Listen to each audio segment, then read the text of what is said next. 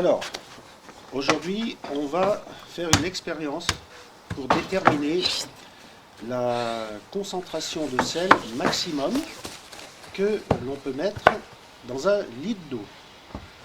Alors, pour cela, nous disposons de balances pour mesurer la masse,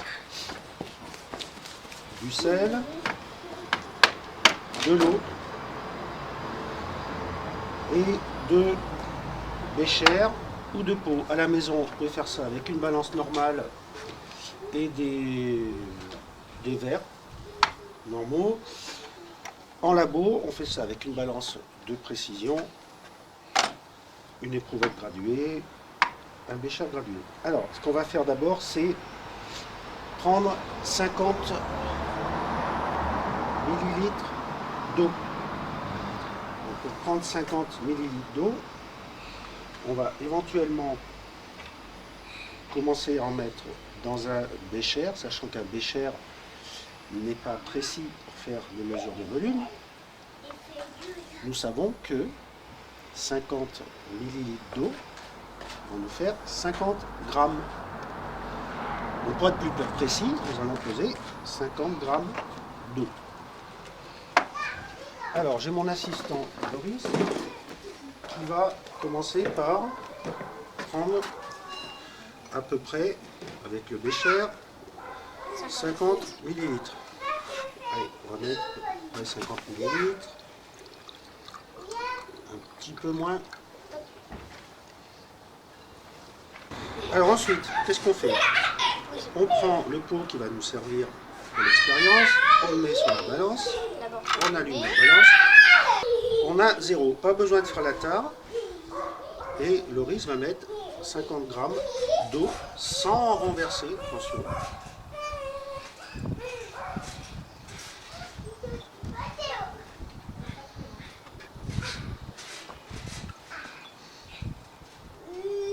Ce qu'on va faire, on va en rajouter un tout petit peu avec une pipette pour être sûr d'avoir bien 50 grammes d'eau dans notre verre.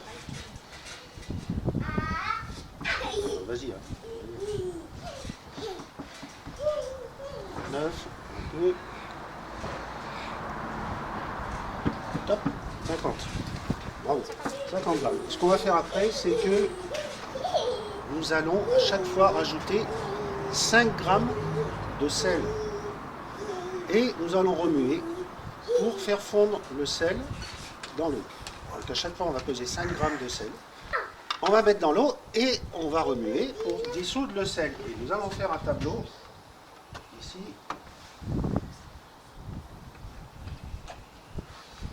Avec 5 grammes. 5 et 5, 10, 15, 20, 25.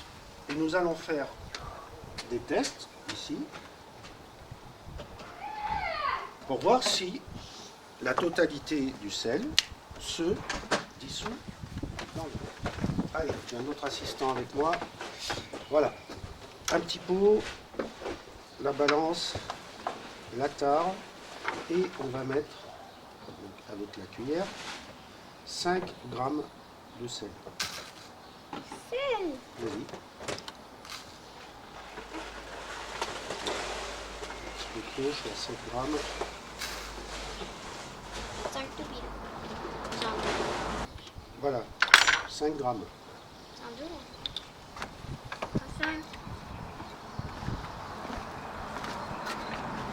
5 grammes, c'est bon.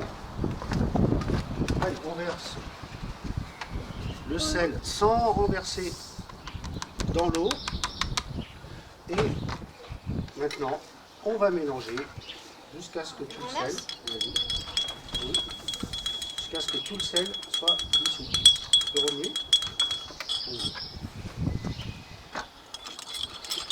Ça rase dessous? Alors ça prend un certain temps quand même. Hein. Attention, ne fait pas sortir de l'eau, ne perd pas d'eau, on fait bien attention pour ne pas fausser l'expérience. Alors, Je vois que du côté de Loris c'est pas mal. Là aussi c'est bon. Il n'y a plus de grains de sel. Ok, ben, pour 5 grammes